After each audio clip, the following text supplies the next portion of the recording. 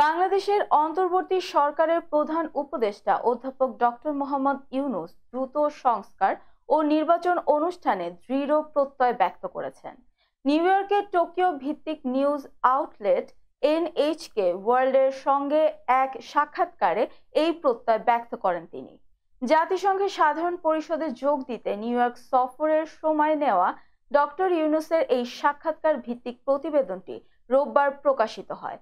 টানা 15 বছরের বেশি সময় ক্ষমতায় থাকার পর 5 আগস্ট ছাত্র জনতার গণ অভ্যুত্থানে শেখ হাসিনার পতনের পর ডক্টর ইউনূস অন্তর্বর্তী সরকারের প্রধান উপদেষ্টার দায়িত্ব নেন। সাক্ষাৎকারে ডক্টর ইউনূস বলেন, অন্তর্বর্তী সরকারের কাজ হচ্ছে যত দ্রুত সম্ভব সংস্কার করা এবং সরকার প্রস্তুত হলেই নির্বাচন অনুষ্ঠান করবে। তিনি বলেন, ব্যর্থতা এমন কিছু নয় যা আমরা মেনে নিতে পারি। হাসিনা সরকারের পতনের প্রধান ভূমিকা পালনকারী ছাত্রদের উল্লেখ করে ইউনূস বলেন, তরুণরা তাদের জীবন দিয়েছে। তিনি এ ঘটনাকে বিপ্লব নামে অভিহিত করেছেন। তিনি নীতি নির্ধারণে তরুণ প্রজন্মকে অন্তর্ভুক্ত করার বিষয়ে তার অবস্থানের ইঙ্গিত দেন।